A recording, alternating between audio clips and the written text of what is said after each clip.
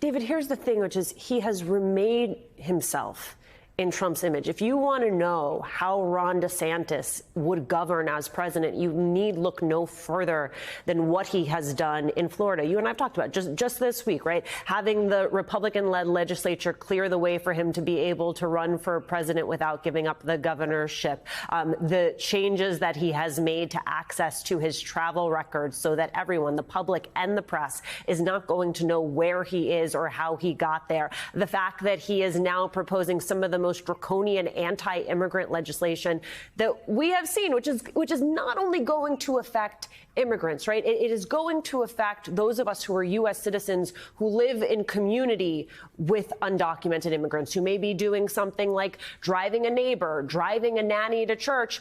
They're going to now face potential criminal penalties. I mean, that is Ron DeSantis's vision of America, David.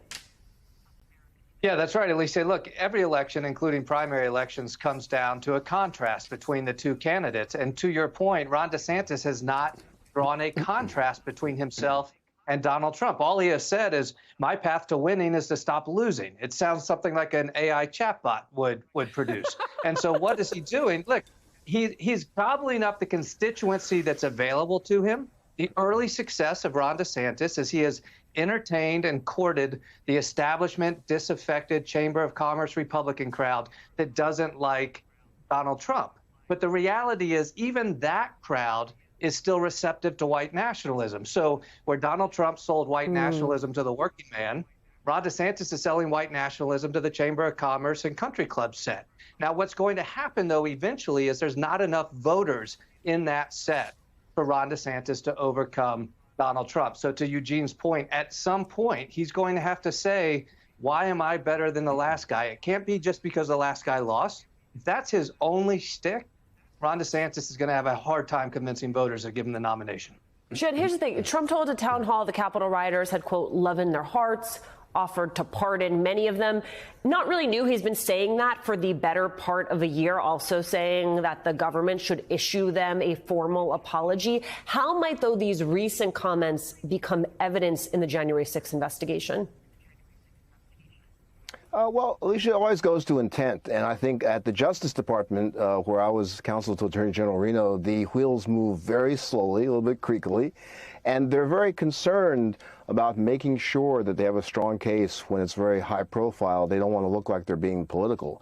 So comments like that really go to bolster or really confirm what we all knew, that his intent was for them to disrupt that election process. And he's leaning into it by refusing to talk about any of the violence or the illegality of them. And to Eugene's point, I think that may give some of the opponents a little bit of cover, because if more charges come out against those around Trump, that can be sort of a surrogate to criticize him without having to take him on head on. I mean, Shen, this is only one of the legal issues facing the former president. At least 8 fake electors in Georgia have taken immunity deals. What does that mean for the Fulton County DA's case against Trump?